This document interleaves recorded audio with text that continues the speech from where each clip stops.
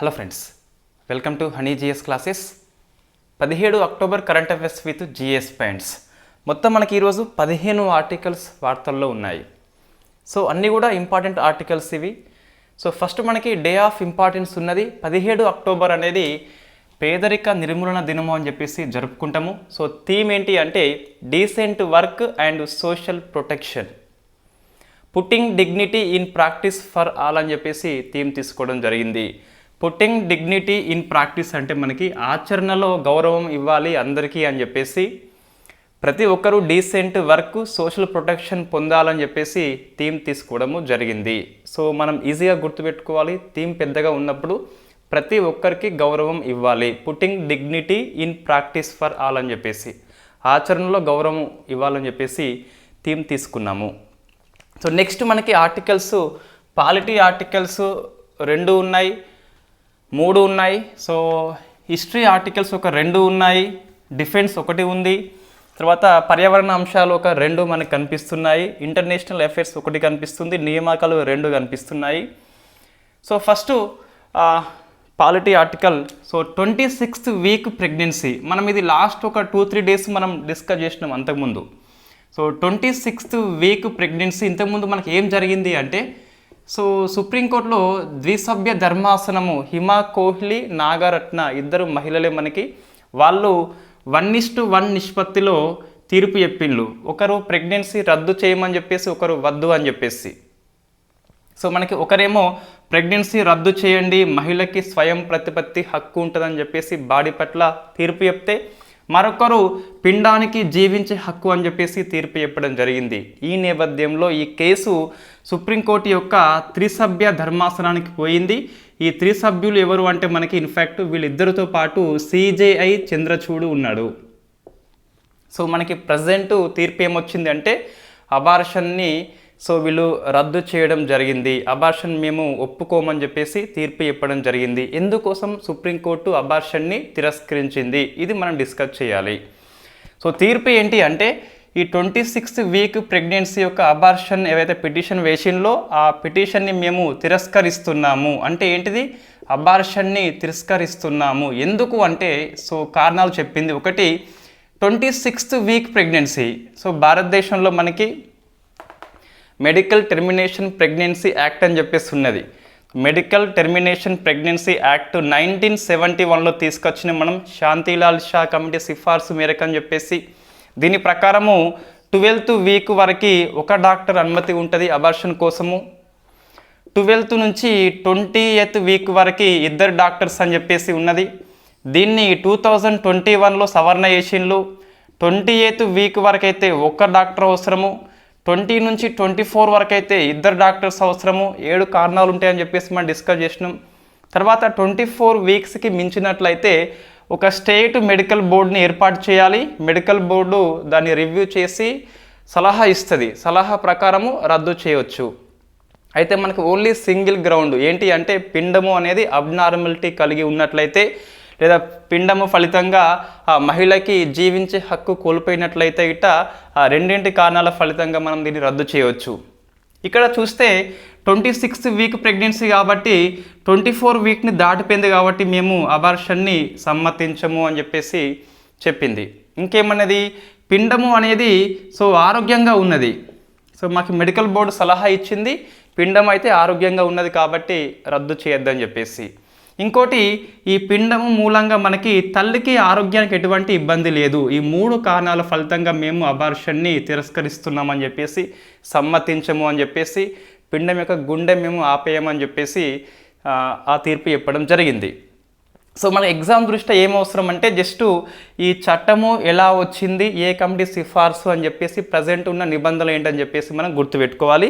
ఇది ఇంతకుముందు 3-4 టైమ్స్ మనం డిస్కస్ చేసినాం. శాంతిలాల్ షా కమిటీ అని చెప్పేసి గుర్తుపెట్టుకోవాలి. సెక్షన్ నెంబర్ ఐపీసీలో 312 ప్రకారము అబార్షన్ అనేది నేరము కాబట్టి చాలామంది దొంగతనంగా అబార్షన్ చేయించుకునేది. అబార్షన్ సరళీకృతం అని చెప్పేసి ఎంటీపీ యాక్ట్ తీసుకురావడం జరిగింది. అంటే అబార్షన్ చట్టబద్ధం చేయబడింది కొన్ని రూల్స్ను ఉపయోగించి. రైట్. సో ఇది ఫస్ట్ ఆర్టికల్ అండి. నెక్స్ట్, సీనియర్ అడ్వకేట్స్ స్టేటస్ అయితే సుప్రీంకోర్టులో సవాల్ చేయబడింది. సో సుప్రీంకోర్టులో మనకి సీనియర్ న్యాయవాది అని చెప్పేసి హోదా ఇస్తారు.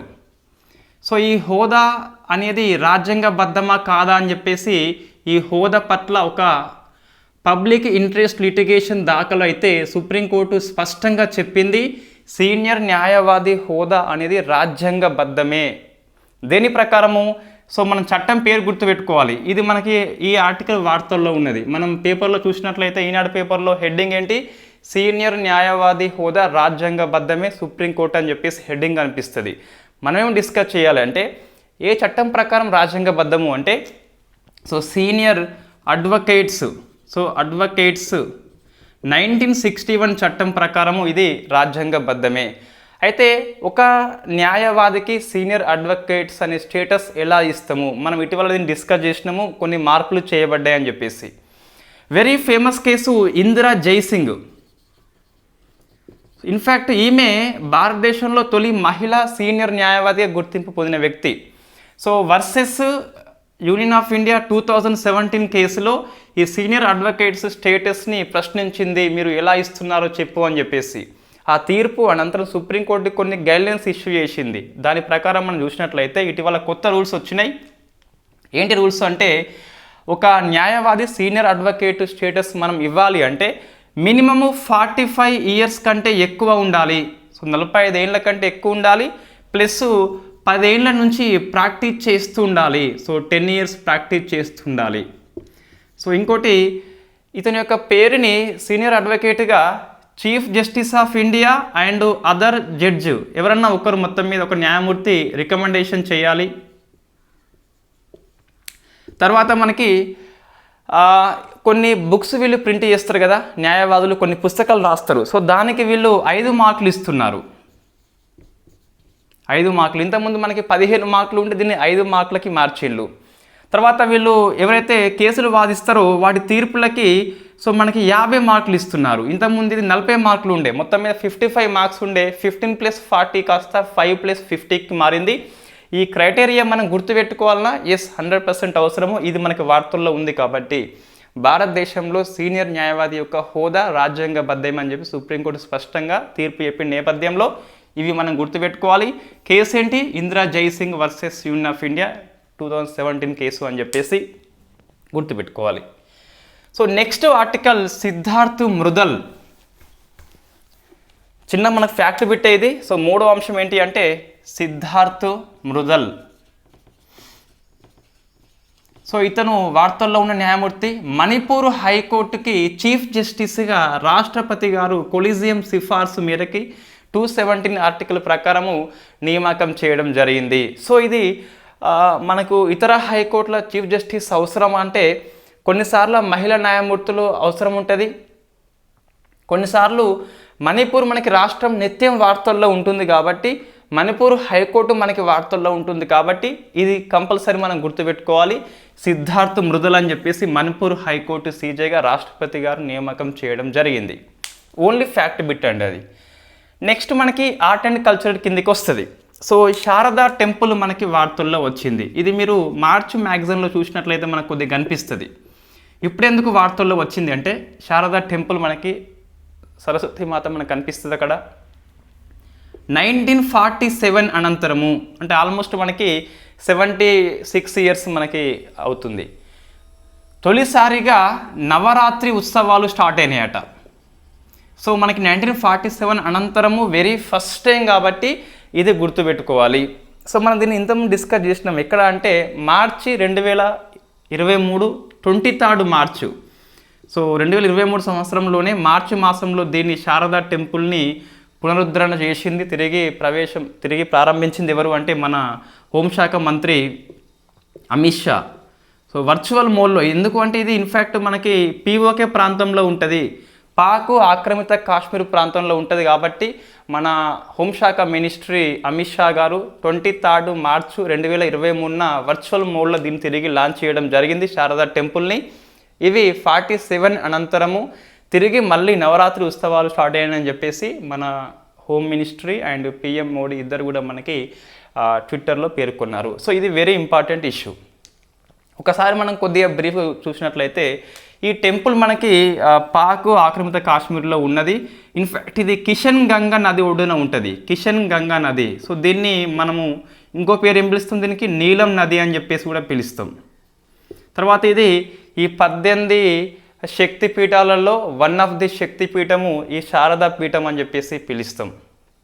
రైట్, ఇది ఒక పురాణం ప్రకారము ఈ శక్తి పీఠాలు ఏంటి అంటే, ఈ సతీదేవి చనిపోయినప్పుడు మనకి 18 శరీర ముక్కలు కలిపి ఈ శక్తి పీఠాలుగా ఏర్పడ్డాయట అని చెప్పేసి ఒక పురాణ కథ మనకి పేర్కొంటుంది. ఎంతవరకు వాస్తవం అని చెప్పేసి మనకైతే తెలియదు. నెక్స్ట్ ఇంకొక ఆర్ట్ అండ్ కల్చర్ కిందకి వస్తుంది. గడ్కారీ, మన రోడ్డు రవాణా శాఖ మంత్రి ఉన్నాడు కదా, సో రోడ్డు రవాణా శాఖ మంత్రి నితిన్ గడ్కారీ, ఈయన యొక్క బయోపిక్ సినిమాగా వస్తుంది. సినిమా పేరు మనకి గడ్కారీ, నిన్న ట్రైలర్ రిలీజ్ అయింది. సో గడ్కారీ ఈ సినిమా యొక్క డైరెక్టర్ అంటే మనకి అనురాగ్. సో మనకి ఇటువంటిది వస్తుందా అంటే చెప్పలేం. సో సెంట్రల్ మినిస్ట్రీ కాబట్టి బయోపిక్ వస్తుంది బతుకుండగానే కాబట్టి కొద్ది వరకు మనకి అవసరము. సో దీని యొక్క దర్శకత్వం ఎవరు, మనకి అనురాగ్ అని చెప్పేసి పిలుస్తాం. నెక్స్ట్ డిఫెన్స్ ఆర్టికల్, ఇజ్రాయెల్ పాలస్తీనా వార్ నేపథ్యంలో మరొక ఆయుధం మనకి వార్తల్లో ఉన్నది. సో మరొక ఆయుధం మనకి వార్తల్లో వచ్చింది. మనం ఇంతకుముందు ఐరన్ డోమ్ అని చెప్పేసి జెరికో 3 అని చెప్పేసి డిస్కస్ చేసినాం కదా, ఇజ్రాయెల్ అండ్ పాలస్తీనా వార్ నేపథ్యంలో. ఇప్పుడు ఐరన్ బీమ్ అని చెప్పేసి కొత్త ఆయుధం మనకి ఈరోజు వార్తల్లో వచ్చింది. ఈనాడు పేపర్లో చాలా ఎక్సలెంట్ ఇవ్వడం జరిగింది. ఇన్ఫ్యాక్ట్ సో మెనీ డేస్ తర్వాత మన తెలుగు పేపర్ కొద్ది వరకు కరెంట్ అఫైర్స్ ఇవాళ మ్యాక్సిమం కవర్ చేసింది. సో మనకి చాలా ఆర్టికల్స్ తెలుగు పేపర్లో ఉన్నాయి ఇవన్నీ. రైట్, ఐరన్ బీమ్ అంటే ఏంటి? మనం ఇంత ఐరన్ డోమ్ డిస్కస్ చేసినాం కదా, ఇది ఎయిర్ డిఫెన్స్ సిస్టమ్ అని చెప్పేసి రాకెట్లని అడ్డుకుంటుందని చెప్పేసి డిస్కస్ చేసినాం. సో ఇది సేమ్ ఐరన్ బీమ్ కూడా అదేవిధంగా పనిచేస్తుంది. బట్ ఇక్కడ ఐరన్ డోమ్లో మనకి ఏమున్నది, క్షిపణులు ఉన్నాయి, మిసైల్స్ ఉన్నాయి. సో ఇవి ఇన్ఫ్యాక్ట్ రాడర్ గుర్తించి వాటిని ప్రయోగిస్తుంది. ఇక్కడ క్షిపణి బదులుగా ఓన్లీ 1 రిప్లేస్మెంట్ చేస్తున్న ఇక్కడ ఓన్లీ సో లేజర్ కిరణాలు ఉంటాయి. ఏమంటున్నా, ఐరన్ డోమ్ యొక్క ఎక్స్ప్లెనేషన్ ఇక్కడ సేమ్ ఉంటుంది, కానీ క్షిపణిని బదులుగా లేజర్ కిరణాలు శత్రు రాకెట్లు ధ్వంసం చేస్తాయి. It is also air defence సిస్టమే. బట్ ఏది డిఫరెన్స్, ఓన్లీ డిఫరెన్స్ ఏంది మనకి, మిసైల్ కాకుండా లేజర్ కిరణాల సహాయంతో శత్రు రాకెట్ని ధ్వంసం చేస్తాము. లేజర్ కిరణాలు కాంతి వేగంతో ప్రయాణం చేస్తాయి. సో కాంతి వేగంతో అంటే ఎంత, మనకి 3,00,000 కిలోమీటర్స్ పర్ సెకండ్ అని చెప్పేసి పిలుస్తాం. సో ఇంత వేగంతో ప్రయాణం చేసి ఆ లేజర్ కిరణాలు ఆ శత్రు రాకెట్ని మండించి ధ్వంసం చేస్తాయట. సో మనకి ఐరన్ డోమ్ కంటే ఐరన్ బీమే అనేది ఈజీగా మనం ఉపయోగం చేయవచ్చు. ఎందుకోసం అంటే ఇక్కడ మిసైల్స్ తయారీ కోసం ఎక్కువ ఖర్చు అవుతుంది మనకి. సో ఖర్చు తక్కువ, మళ్ళీ మనం మిసైల్స్ మోసుకుపోవాలి, వీటిని మోసుకుపోవాల్సిన అవసరం లేదు, టెక్నాలజీ కాబట్టి ఈజీగా మనము పోర్టబుల్గా మనకు కనిపిస్తుంది. ఇంకా ఈ మిసైల్స్ మనం లాంచ్ చేసినట్లయితే వాటి యొక్క శకలాలు ఏవైతే ఉన్నాయో ఆ శిథిలాలు జన ఆవాసం మీద పడి జనాలు చనిపోతున్నారు. ఇక్కడ మనకి అటువంటి అవకాశం లేదు ఇక్కడ. సో ఖర్చు తక్కువ, జనాలకు ఇబ్బంది ఉండదు మనకి. సో ఎక్కువ సంఖ్యలో రాకెట్లను ధ్వంసం చేయవచ్చు. ఇక్కడ మనకి క్షిపణులు లిమిటెడ్గా పంపవచ్చు, ఇక్కడ లేజర్ కిరణాలు విచ్చలవిడిగా మన ఇష్టం ఉన్నట్టు పంపవచ్చు. సో లైసెన్స్ లేకుండా ఎన్నైనా మనం పంపొచ్చు కాబట్టి ఇది ఎక్కువ ఉపయోగం అని చెప్పేసి ఇజ్రాయెల్ యొక్క రఫేల్ అడ్వాన్స్ సిస్టమ్స్ వాళ్ళు దీన్ని తయారు చేస్తున్నారు. ఇంకా మనకి తయారు కాలేదు, తయారులో ఉన్నదట. ఎవరు? రఫేల్ సిస్టమ్స్ అని చెప్పేసి గుర్తుపెట్టుకోవాలి. రఫేల్ యుద్ధ విమానం వేరు, ఫ్రాన్స్ యొక్క డసాల్ట్ కంపెనీ తయారు చేసింది. రఫేల్ సంస్థ వేరు, మనకి ఇజ్రాయెల్లో ఉంటుంది, ఐరన్ బీమ్ని తయారు చేస్తుంది. ఏది ఐరన్ బీమ్ వార్తల్లో కనిపించింది అనగా అని చెప్పేసి క్వశ్చన్ వస్తుంది. లేజర్ ఆయుధ వ్యవస్థ అని చెప్పేసి పిలుస్తాం. లేజర్ ఆయుధ వ్యవస్థ అని చెప్పేసి పిలుస్తాం. రైట్, ఇన్ఫ్యాక్ట్ మనకి మీరు ఎస్ఐ మెయిన్స్ నేను పొద్దున 1 ఆస్పిరెంట్ నాకు షేర్ చేస్తే గ్రూప్లో షేర్ చేసిన. సో మనకు ప్రశ్న వచ్చింది, వింధ్యాగిరి అంటే ఏంటని చెప్పేసి ప్రశ్న వచ్చింది. సో మనం వింధ్యాగిరి డిస్కస్ చేసినాము, డిఫెన్స్ కరెంట్ అఫైర్స్ రివిజన్లో వచ్చింది, రెగ్యులర్ కరెంట్ అఫైర్స్లో వచ్చింది. ప్రాజెక్ట్ 17Aలో మనకి మొత్తం మీద 7 ఉంటాయని చెప్పేసి డిస్కస్ చేసినాం. రైట్, ఇదేంటి ఇప్పుడు ఐరన్ బీమ్ అనేది లేజర్ ఆయుధ వ్యవస్థ. మరి భారతదేశానికి లేజర్ ఆయుధ వ్యవస్థ ఉందా అంటే DRDO రూపొందిస్తుంది. సో దాని పేరు ఏంటి అంటే ప్రాజెక్టు పేరు దుర్గా 2 అని చెప్పేసి పిలుస్తాం. సో భారతదేశంలో మరి DRDO రూపొందిస్తుంది, దాని దుర్గా 2 అని చెప్పేసి పిలుస్తాం. ఇది తేలికపాటి లేజర్ ఆయుధ వ్యవస్థ అని చెప్పేసి పిలుస్తాం. సో దుర్గా 2 ప్రాజెక్టు పేరు మనకి. Right, next article. So ecology కింద మనకి 2 ఆర్టికల్స్ ఉన్నాయి. సో 2 ఆర్టికల్స్లో ఒక ఆర్టికల్ మనము ఇంతకుముందు జూలై కరెంట్ అఫైర్స్లో వచ్చింది. సో ఏంటి వచ్చింది అంటే గ్రీన్ క్రెడిట్ ప్రోగ్రామ్ అని చెప్పేసి పిలుస్తాం. సో వెరీ వెరీ ఫేమస్ ఇది ప్రశ్న. టీఎస్పీఎస్సీ కంపల్సరీ ఒక ప్రోగ్రామ్ తీసుకున్నప్పుడు 8 కంటే ఎక్కువ అంశాలు ఇక్కడ మనకు కనిపిస్తాయి. సో 8 ఫ్యాక్టర్స్ ఉన్నాయి మొత్తం మీద. సో మనకి 8 ఉన్నప్పుడు ఈ టీఎస్పీఎస్సీ ఏం చేస్తుంది అంటే కంపల్సరీ కింది వాటిలో లేనిది ఏంటి అని చెప్పేసి క్వశ్చన్ ఇస్తుంది. గ్రీన్ క్రెడిట్ ప్రోగ్రాంలో లేని అంశం అని చెప్పేసి క్వశ్చన్ ఇస్తుంది, లేదా 4 అంశాలు ఇచ్చేసి 3 అయినవి 1 కానిది ఇస్తుంది మనకి. కాబట్టి ఇటువంటివి మనం ఎక్కువ ఫోకస్ చేయాలి. 5 దేశాల కూటమి అన్నప్పుడు 5 దేశాలు గుర్తుపెట్టుకోవాలి కంపల్సరీ. రైట్, ఇక్కడ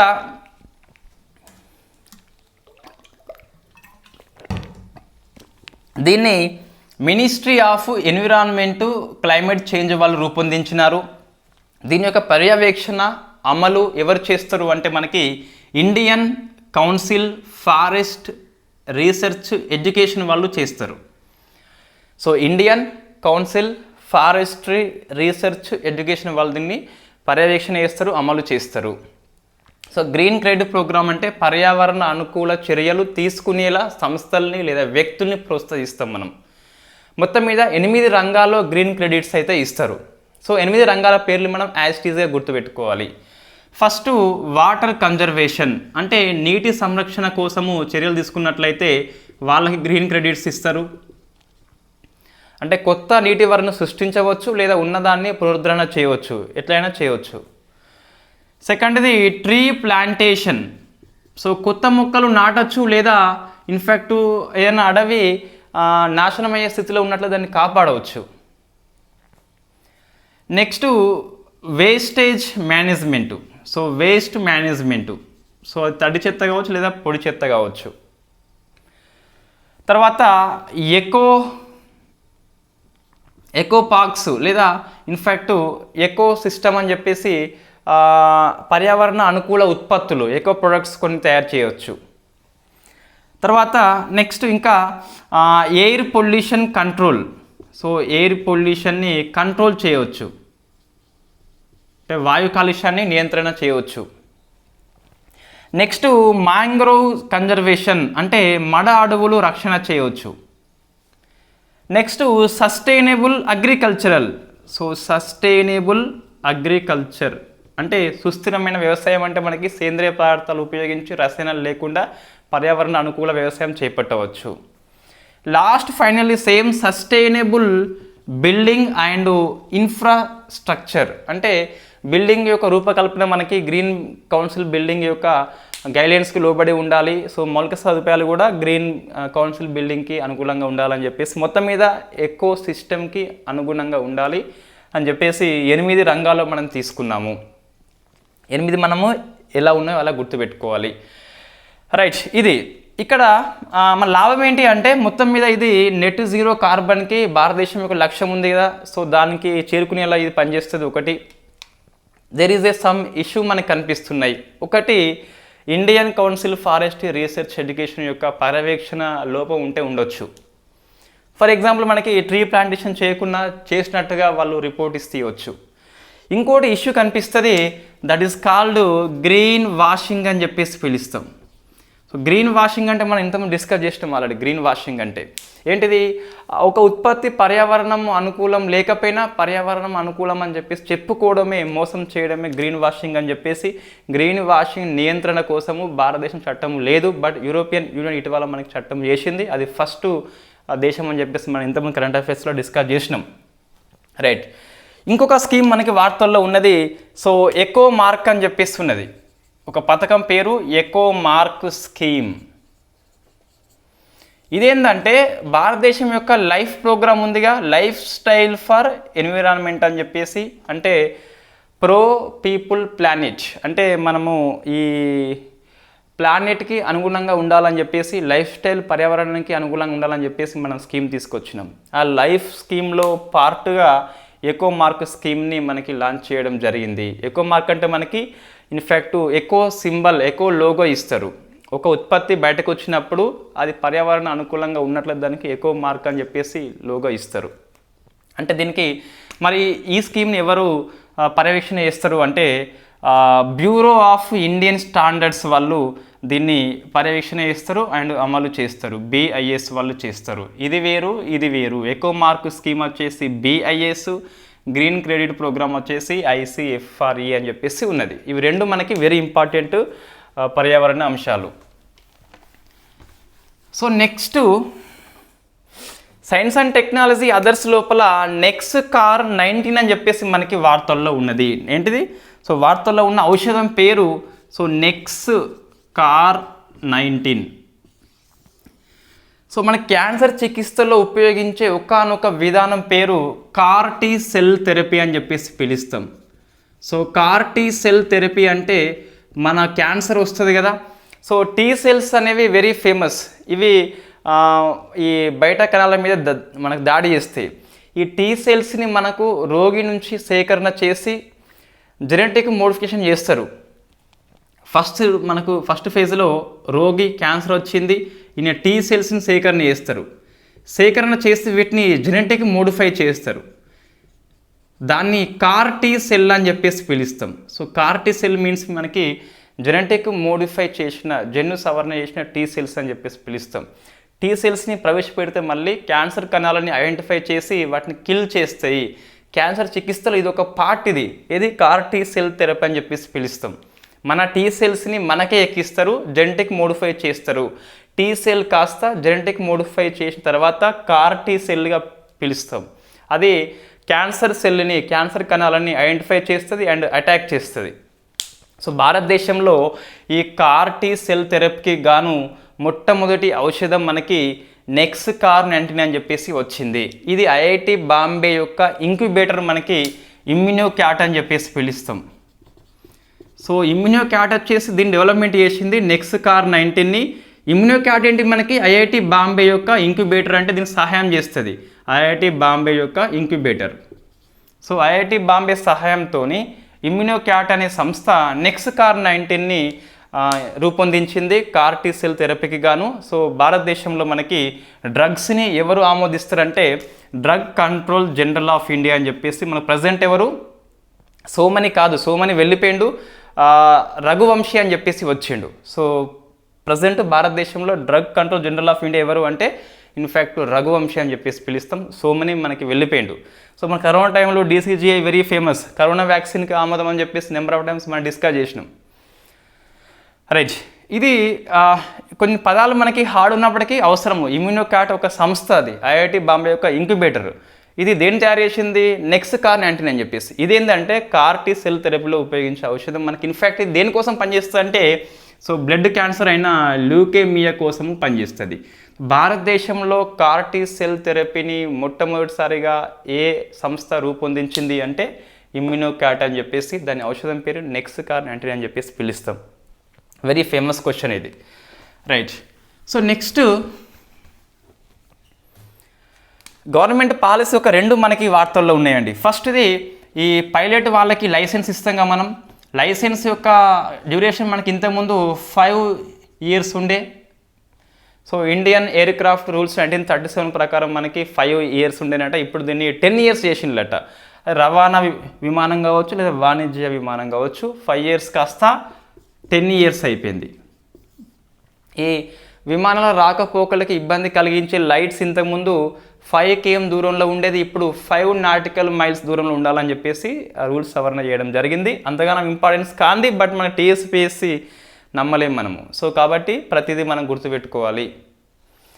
నెక్స్ట్ భోపాల్ మహిళా స్టేషన్ మనకి వార్తల్లో ఉన్నది. సో భారతదేశంలో ISO 9001/2015 సర్టిఫికేట్ పొందిన మొట్టమొదటి మహిళా పోలీస్ స్టేషన్ భోపాల్ మహిళా police station. Very very famous question. First in news అని చెప్పేసి పిలుస్తాం. భారతదేశంలో ఇండియన్ స్టాండర్డ్ ఆర్గ్ యొక్క సర్టిఫికేట్ పొందిన ఫస్ట్ మహిళా police station Bhopal from Madhya Pradesh. అది మనం గుర్తుపెట్టుకోవాలి. ఇవి రెండు మన గవర్నమెంట్ పాలసీ కిందికి వస్తాయి. ఒక రెండు మనకు నియామకాల వార్తల్లో ఉన్నాయి. అందులో ఫస్ట్ది డేనియల్ నోబావో అని చెప్పేసి పిలుస్తాం. సో డేనియల్ నోబావో ఇతను ఎవరు అంటే ఈక్వెడర్ దేశానికి నూతన అధ్యక్షుడు అండ్ అతి పిన్న వయస్కులో అధ్యక్షుడిగా అయిన వ్యక్తి కాబట్టి సో డేనియల్ నోబావో అని చెప్పేసి మనం గుర్తుపెట్టుకోవాలి. నెక్స్ట్ అరిందమ్ బాగ్చి అని చెప్పేసి వార్తల్లో ఉన్నాడు. సో అరిందమ్ బాగ్చి ఇతను ఎవరంటే యుఎన్ఓలో భారత్ యొక్క పర్మనెంట్ రిప్రజెంటేటివ్ రుచిరా కంబోజ్ మహిళ ఉన్నది కదా, ఆమె ప్లేస్లో మన అరిందమ్ బాగ్చి అని చెప్పేసి యుఎన్ఓలో భారతదేశం యొక్క శాశ్వత ప్రతినిధిగా నియామకం పొందిండు. ఎవరి ప్లేస్లో? రుచిరా కంబోజ్. మనం ఆమె పేరు గుర్తుపెట్టుకోవాలన్నా? ఎస్, ఆమె మహిళ కాబట్టి మనం గుర్తుపెట్టుకోవాలి. నెక్స్ట్ వెరీ ఫేమస్ సమ్మిట్ ఒకటి మనకి వార్తల్లో ఉన్నది. ఇది సమ్మిట్ కిందికి వస్తుంది, ఇంటర్నేషనల్ రిలేషన్స్ కిందికి వస్తుందండి. సో 2+2 డైలాగ్ అని చెప్పేసి మన ఇండియా లిమిటెడ్ కంట్రీస్తోని కలిగి ఉంటుంది. సో ఇప్పుడు కొత్త దేశం అనేది పుట్టుకొచ్చింది. యూకేతోని వెరీ ఫస్ట్ టైం 2+2 డైలాగ్ని కండక్ట్ చేసింది. ఎక్కడ అంటే మనకి ఢిల్లీ లోపల. సో నెక్స్ట్ ఇయర్ లండన్లో ఉంటుంది. ఇది ఫస్ట్ టైం కాబట్టి మనం ఢిల్లీలో హోస్ట్ చేసినాం. సమ్మిట్ కిందికి వస్తుంది, రిలేషన్స్ కిందికి వస్తుంది. So what is the 2+2 dialogue? ఇప్పుడు ఏంటి మనకి ఇండియా ఇటీవల 2+2 డైలాగ్ని ఏ దేశంతో స్టార్ట్ చేసిందంటే మనకి యూకేతోనని చెప్పేసి ఇక్కడ ఢిల్లీ లోపు అని చెప్పేసి గుర్తుపెట్టుకోవాలి. 2+2 అంటే మనకి ఇండియాలో 2 ఎవరు అంటే విదేశీ శాఖ, విదేశీ మంత్రిత్వము అండ్ రక్షణ మంత్రిత్వం అని చెప్పేసి, సేమ్ యూకేలో విదేశీ అండ్ రక్షణ మినిస్ట్రీ అని చెప్పేసి ఉంటారు. వీళ్ళు మీటింగ్ పెట్టుకుంటారు. సో భారతదేశము వెరీ లిమిటెడ్ కంట్రీస్తో 2+2 డైలాగ్ కలిగి ఉన్నది. వెరీ ఫస్ట్ టైం 2018 ప్రాంతంలో మనకి ఫస్ట్ టైం అమెరికా ఉన్నది. 2019లో జపాన్ వచ్చింది. 2021లో ఇన్ఫ్యాక్ట్ మనకి ఆస్ట్రేలియా వచ్చింది, రష్యా వచ్చిందండి. మొత్తం మీద మనకి 4 కంట్రీస్తోనే ఉంటే 2023లో ఏమైంది అంటే యూకే దేశం యాడ్ అయింది. ఇయర్స్ అవసరం అంటే కొద్ది వరకు అవసరమే. సో 2018లో ఫస్ట్ యూఎస్ఏ, 2019లో జపాన్, 2021 అండ్ ఇది ఆస్ట్రేలియా, రష్యా అని చెప్పేసి కొత్తగా మనకి యాడ్ అయినాయి. ఇంకా మనం సింపుల్గా ఎలా గుర్తుపెట్టుకోవచ్చు అంటే ఈ యూఎస్ఏ, జపాన్, ఆస్ట్రేలియా ఏంటి ఇండియా కలిపితే వీటిని క్వాడ్ కంట్రీస్ అని చెప్పేసి పిలుస్తాం. సో క్వాడ్ కంట్రీస్ అని చెప్పేసి పిలుస్తాం కాబట్టి మనకి ఈజీగా గుర్తుంటుంది. మొత్తం మీద 5 కంట్రీస్తోని as and today 2+2 dialogue India కలిగి ఉన్నది. సో నెక్స్ట్ ఇటువంటిది మనకు తెలుగు పేపర్లో ఇచ్చి చావరండి. సో మనకి ఎక్కువ తెలుగు పేపర్లో ఏమి ఇస్తారంటే ఈ మధ్యన మనం చూసినట్లయితే ఈ నియామకాలు కానీ అవార్డ్స్ కానీ ఫ్యాక్ట్ బిట్స్ మాత్రమే వస్తాయి, లేదా రేపు ఈ స్వలింగ సంపర్కుల వివాహం మీద తీర్పు వస్తుంది. సో అటువంటి ఏమైనా పెద్దగా హెడ్డింగ్ లాంటివి వస్తాయి కానీ ఇటువంటివి రావు మనకి. ఇటువంటివి ఎక్కువ పేపర్లో ఫోకస్ చేస్తున్నాడు టీఎస్పీఎస్సీ కావచ్చు, యూపీఎస్సీ, ఏపీపీఎస్సీ కావచ్చు. నెక్స్ట్ ఇంకో సమ్మిట్ మనకి వార్తల్లో ఉన్నది. So European union and western Balkan 6 summit అని చెప్పేసి వెరీ ఫేమస్ సమ్మిట్ అండి. ఇది యూరోపియన్ దేశము కాని దేశంలో వెరీ ఫస్ట్ టైం సమ్మిట్ జరిగింది. దీనికి హోస్ట్ చేసిన కంట్రీ అల్బేనియా అని చెప్పేసి ఉన్నది. సో వెస్టర్న్ బాల్కన్ కంట్రీస్ మొత్తం 6 ఉంటాయి. బాల్కన్ కంట్రీస్లో పశ్చిమ దిక్కున సో మనకి ఈ ఉక్రెయిన్ పక్కపొంటి వస్తుంది, మొత్తం బాల్కన్ ద్వీపం అని చెప్పేసి వస్తుంది. అందులో ఈ వెస్టర్న్ మనకి పశ్చిమ దిక్కున ఉన్న దేశాలు మొత్తం 6 ఉంటాయి. సో 6 కంట్రీస్ను యూరోపియన్ యూనియన్ కలిపి అల్బేనియాలో మీటింగ్ పెట్టుకున్నాయి. మీటింగ్ యొక్క సారాంశం మనకి ఫస్ట్ ఏంటి అంటే ఈ 6 కంట్రీస్ యూరోపియన్ యూనియన్లో చేరేందుకు ప్రయత్నిస్తున్నాయి. దాని మీద చర్చించేందుకు ఈ మీటింగ్ పెట్టడం జరిగింది. వెస్టర్న్ బాల్కన్ 6 కంట్రీస్కి యూరోపియన్ యూనియన్ సభ్యత్వం కోసము చర్చలు అని చెప్పేసి దీని యొక్క థీమ్ మనకి. సో మీటింగ్ యొక్క ప్రాముఖ్యత ఏంటి అంటే యూరోపియన్ యూనియన్ కంట్రీ ఏవైతే ఉన్నాయో యూరోపియన్ యూనియన్ కంట్రీ కాన్ దగ్గర వెరీ ఫస్ట్ టైం మీటింగ్ కాబట్టి ఇది ఎగ్జామ్లను ఈజీగా అట్రాక్ట్ చేస్తుంది అల్బేనియా దేశం అని చెప్పేసి గుర్తుపెట్టుకోవాలి. రైట్. అయితే యూరోపియన్ యూనియన్లో ఇన్ఫ్యాక్ట్ 6 కంట్రీస్ చేరాలి అంటే ఫస్ట్ ఈ VB6 గ్రూప్ మధ్య మనకు సహకారం ఉండాలి. బట్ సహకారం లేదు. ఈ సెర్బియా ఉన్న కొసావో 2 మనకి ఇండియా పాకిస్తాన్ లెక్క కొట్టుకుంటాయి కాబట్టి చర్చలు ముందుకు పోలేదు. యాజ్ అండ్ టుడే యూరోపియన్ యూనియన్లో చివరి కంట్రీ ఏంటి అంటే మనకి క్రొయేషియా చేరింది 2013 లోపల. అది కూడా one of the Balkan country. Right. ఈ VB6 మనము WB6 గుర్తుపెట్టుకోవాలా 6 కంట్రీస్? ఎస్, గుర్తుపెట్టుకోవాలి, వార్తల్లో ఉంది కాబట్టి. ఫస్ట్ అయితే అల్బేనియా మీటింగ్ హోస్ట్ చేసింది. నెక్స్ట్ బోస్నియో అని చెప్పేసి ఉన్నది. నెక్స్ట్ కొసావో అని చెప్పేసి ఉన్నది. నెక్స్ట్ మాంటెనెగ్రో అని చెప్పేసి ఉన్నది. నెక్స్ట్ ఉత్తర మాసిడోనియా అని చెప్పేసి ఉన్నది. అండ్ సెర్బియా అని చెప్పేసి ఉన్నది. సో 6 గ్రూపులు కలిపి WB6 అంటాము.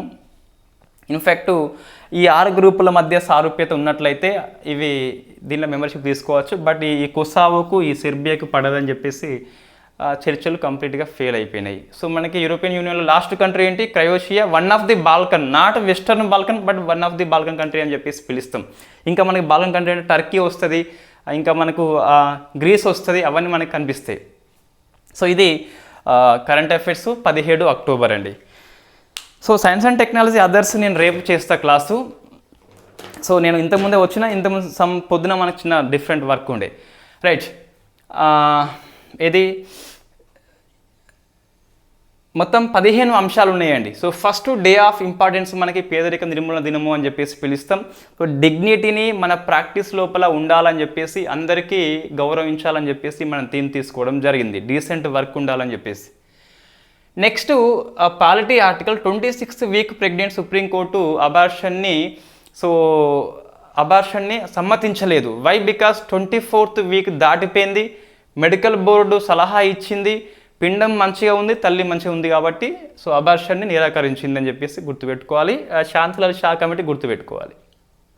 నెక్స్ట్ సీనియర్ అడ్వకేట్ స్టేటస్ రాజ్యాంగబద్ధమే 1961 చట్టం ప్రకారము అండ్ ఇందిరా జైసింగ్ కేసు ప్రకారం అని చెప్పి సుప్రీంకోర్టు కొత్త గైడ్లైన్స్ ఇష్యూ చేసింది. 45 years ఏజ్ ఉండాలి, రచనలకి పబ్లికేషన్స్కి 5 మార్క్స్ ఉన్నది, తీర్పులకి 50 మార్క్స్ ఉన్నది, 10 years ప్రాక్టీస్ చేస్తూ ఉండాలి. నెక్స్ట్ సిద్ధార్థ్ మృదుల్ అని చెప్పేసి మణిపూర్ హైకోర్టు యొక్క సీజేగా రాష్ట్రపతి గారు అపాయింట్మెంట్ చేయడం జరిగింది. శారదా టెంపుల్లో 1947 తర్వాత తొలిసారి నవరాత్రి ఉత్సవాలు జరిగినాయి. 23 మార్చి 2023న మన హోంశాఖ మంత్రి అమిత్ షా గారు దీన్ని లాంచ్ చేయడం జరిగింది, శారదా టెంపుల్ని. 18 శక్తిపీఠాల్లో ఇది కూడా ఒకటి.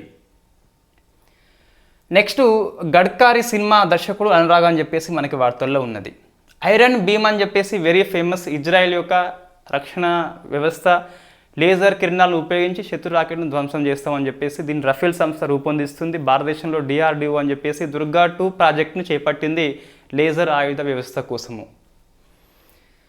నెక్స్ట్ గ్రీన్ క్రెడిట్ ప్రోగ్రామ్ అని చెప్పేసి Indian council forestry research education రూపొందిస్తుంది. మొత్తం 8 సెక్టార్స్ ఉన్నాయి. సో ఫస్ట్ ఇది water, tree plantation, solid wastage management, eco system కానీ, మ్యాంగ్రోవ్ ఫారెస్ట్ కానీ, లేదా సస్టైనబుల్ అగ్రికల్చర్, సస్టైనబుల్ బిల్డింగ్ అని చెప్పేసి మనకు కనిపిస్తుంది. నెక్స్ట్ ఇంకేమున్నది, ఎకో మార్క్ అని చెప్పేసి BIS లోగో అందిస్తుంది ఎకో ఫ్రెండ్లీ ప్రొడక్ట్ కోసం అని చెప్పేసి. ఇది లైఫ్ స్కీమ్లో భాగంగా దీన్ని రూపొందించినది. సో నెక్స్ట్ CAR-19 అని చెప్పేసి ఇమ్యునోక్యాట్ సంస్థ అభివృద్ధి చేసింది. భారతదేశంలో CAR-T సెల్ థెరపీలో ఇది ఫస్ట్ టైం ఉపయోగించే ఔషధం. Drug control general of India Raghuvanshi దీన్ని ఆమోదించినారు. పైలట్ లైసెన్స్ అనేది ఇంతకుముందు 5 years ఉండే, ఇప్పుడు 10 years చేసిండ్రు. భోపాల్ మహిళా police station first ISO certified పొందింది. డేనియల్ నోబావో ఈక్వెడార్ దేశం యొక్క అధ్యక్షుడు, అతి పిన్న వయస్కుడు అని చెప్పేసి రికార్డు సృష్టించిండు. అరిందము UNO లోపల ఇండియా యొక్క పర్మనెంట్ రిప్రజెంటేటివ్ అని చెప్పేసి రుచిరా కంబోజ్ ప్లేస్లో వచ్చిండు. ఇండియా UK 2+2 డైలాగ్ అనేది హోస్ట్ చేసిన ఢిల్లీ లోపల. ఇది 5వ కంట్రీ. ఇంతకుముందు అమెరికా ఉంది, జపాన్ ఉన్నది, ఆస్ట్రేలియా ఉన్నది, రష్యా ఉన్నది. European Union Western Balkan 6 countries ఆల్బేనియాలో మీటింగ్ పెట్టుకున్నాయి. వెస్టర్న్ బాల్కన్ 6 కంట్రీస్ అంటే మనకి ఆల్బేనియా వస్తుంది, బోస్నియా వస్తుంది, కొసావో వస్తుంది, మాంటినెగ్రో, ఉత్తర మాసిడోనియా అని చెప్పేసి అండ్ సెర్బియా అని చెప్పేసి వస్తుంది. సో ఇది మనకు రేపు class science and technology others దాదాపుగా ఉంటుంది. సో అది నోట్స్ ఇంకొంచెం రాయాల్సి ఉన్నది, అది రాస్తే ఇంకా అయిపోతుంది. Thank you very much.